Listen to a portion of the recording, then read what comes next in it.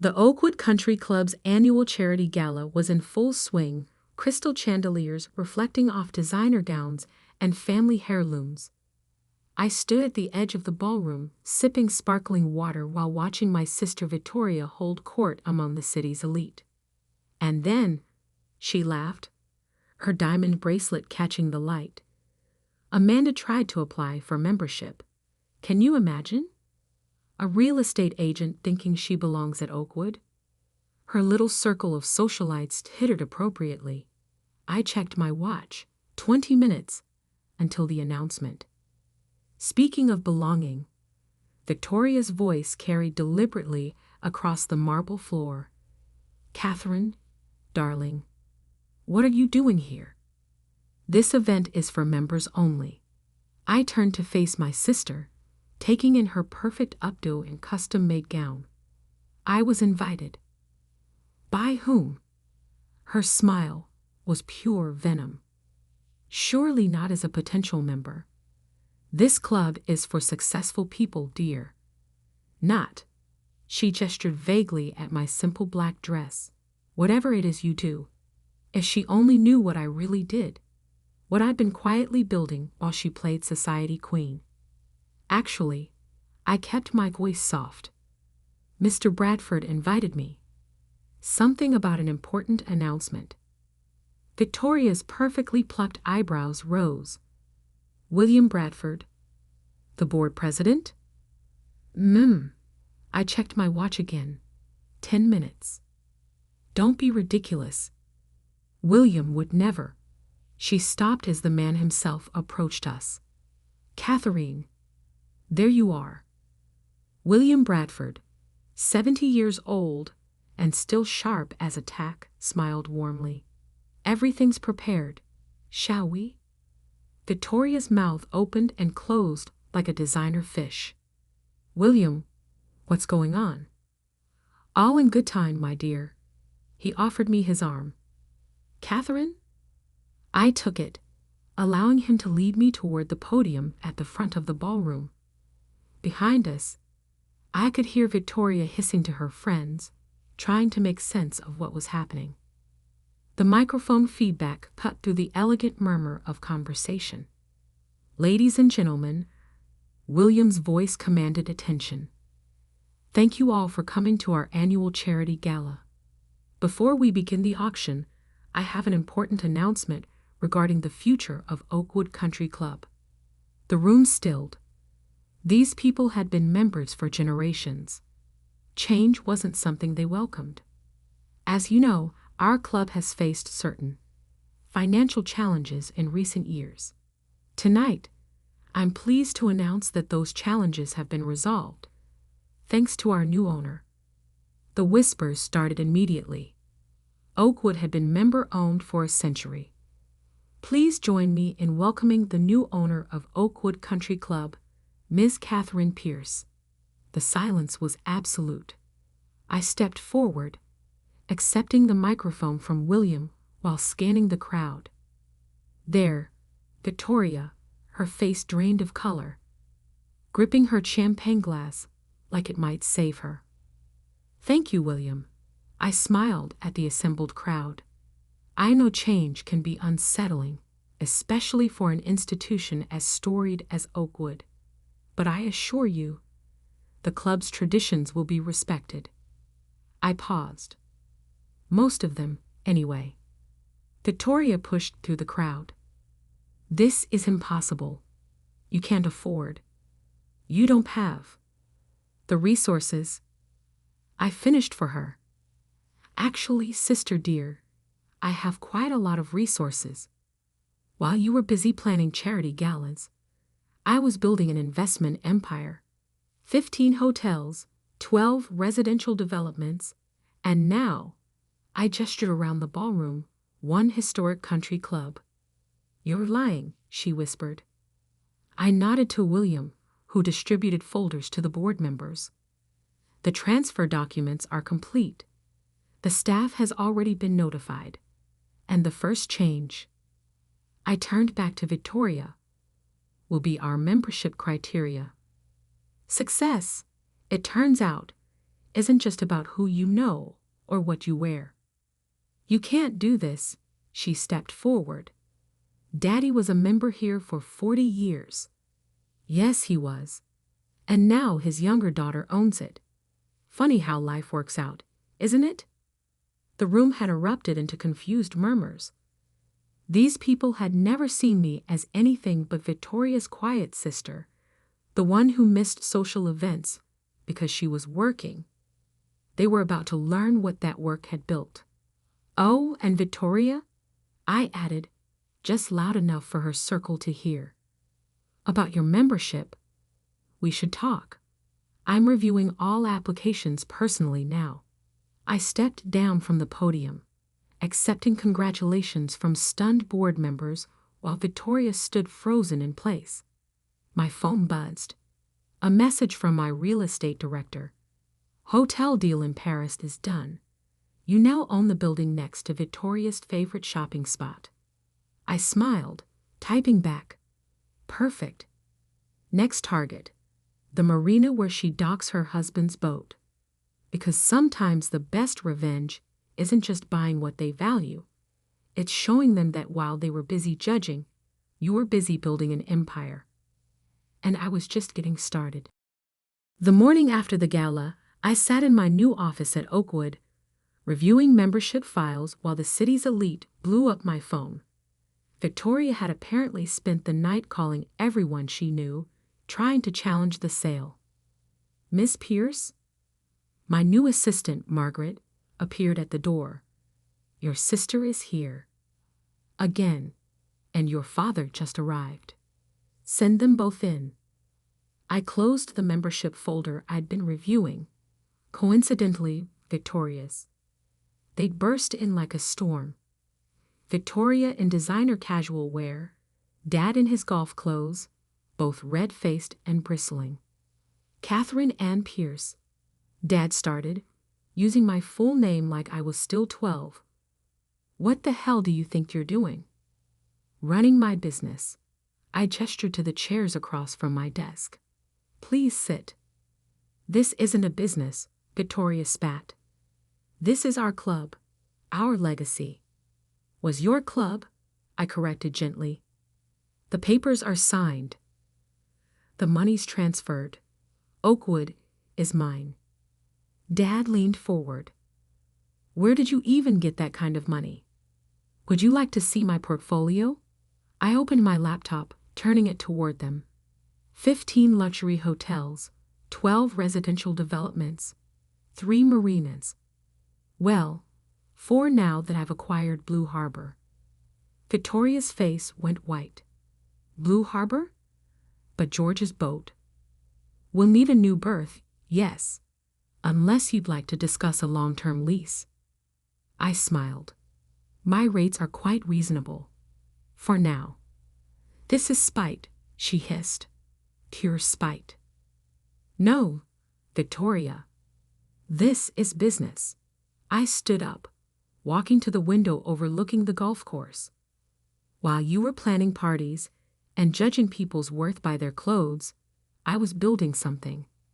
Something bigger than your little social circle could ever imagine. Daddy. Victoria turned to our father. Do something. But Dad was still staring at my laptop screen, at the numbers that showed exactly how much his quiet younger daughter was worth. Katherine. These properties. How long? 10 years. I turned back to them. 10 years of being the sister who was too busy working to attend your precious social events. 10 years of listening to Victoria mock my choices while I was quietly buying up half the luxury properties in 3 states. Why didn't you tell us? Would you have believed me? I sat back down. Or would you have dismissed it, like you dismissed everything else I did that didn't fit your country club vision of success? Victoria stood up suddenly. I want to speak to William Bradford. The board won't stand for this. The board already voted. Unanimously. I pulled out another folder. They were quite enthusiastic about my plans for modernization and the capital injection I'm providing. Your plans? Dad's voice was weak. New spa facilities, updated golf course, expanded marina. I paused. Oh, and a complete review of the membership criteria. No more automatic legacy admissions. You can't. Victoria practically screamed. My children, their children, will need to qualify on their own merits. I opened her membership folder. Speaking of which, we should discuss your annual review. Dad stood up, putting a hand on Victoria's arm. Katherine, please. Whatever point you're trying to make has already been made. I closed the folder. Now, if you'll excuse me, I have a meeting with the architectural team about the new wellness center. This isn't over, Victoria promised, her voice shaking. Actually, it is. I pressed the intercom. Margaret, please show them out and send in the architects. After they left, I checked my phone. 3 missed calls from Mom, dozens of texts from Victoria's social circle, and 1 message from my investment director. Paris hotel renovation approved. Starting next week. I smiled, typing back. Perfect timing. Victoria usually shops there during Fashion Week. Because sometimes success isn't just about proving them wrong. It's about building an empire so vast they can't ignore it. And every property, every acquisition, every business deal was another brick in that empire. My phone buzzed again. William Bradford. Board loved the renovation plans. Victoria's friends are panicking about membership reviews. Good, I replied. They should be. Because I wasn't just changing a country club. I was changing the rules of their entire game. And I was just getting started. 6 months later, Oakwood Country Club had transformed. The new spa gleamed with marble and glass. The golf course had been redesigned by a world-renowned architect, and the membership roster had changed dramatically. I sat in my office, reviewing the latest applications. Amanda, the real estate agent Victoria had mocked, was now our newest member, her successful agency and charitable work easily meeting our new merit-based criteria. Meanwhile, half of Victoria's social circle had failed their membership reviews. Miss Pierce? Margaret appeared at my door. Your mother's here. I looked up, surprised. Mom had been conspicuously absent since the takeover. Send her in. She entered tentatively, looking elegant, but uncomfortable. Katherine, the club looks amazing. Thank you. Please sit. She perched on the edge of the chair, clutching her designer handbag. Victoria's not doing well. I heard. Losing her membership must have been difficult. It's not just that. Mom shifted. Her friends, her social standing, everything's changed. And now with the Paris hotel. I smiled slightly. My renovation of the hotel next to her favorite shopping district had effectively ended her annual Fashion Week trips. The noise and construction made the whole area unbearable. Business is business, Mom. Isn't? She met my eyes. Or is this punishment? I leaned back, considering. Do you remember my college graduation? She frowned at the apparent non sequitur. Of course. Victoria was 2 hours late because she was hosting a club luncheon. Dad left early for a golf game. You spent the whole ceremony on the phone with your interior decorator. Katherine, I graduated summa cum laude with a double major in business and economics. I had 3 job offers from top investment firms. None of you even asked about it. She had the grace to look ashamed. We should have. Yes, you should have. I stood up, walking to the window. But you were all too busy with this place, the parties, the social status, the perfect country club life. So I built my own life, my own success, my own empire. And now, You're using it to hurt your sister. No, I turned back to her. I'm using it to show her, all of you, what real success looks like. It's not about membership cards or social circles. It's about building something meaningful. By destroying what matters to her, by changing the rules. I sat down again. The new Oakwood is thriving. Membership is up. Our charitable giving has tripled. We've started a scholarship program for underprivileged youth. When was the last time Victoria's social circle did anything that actually mattered? Mom was quiet for a long moment. I saw the new membership list. Amanda Reynolds, the real estate agent, who built her agency from nothing and runs 3 homeless shelters. Yes. And Victoria could reapply if she meets the new criteria.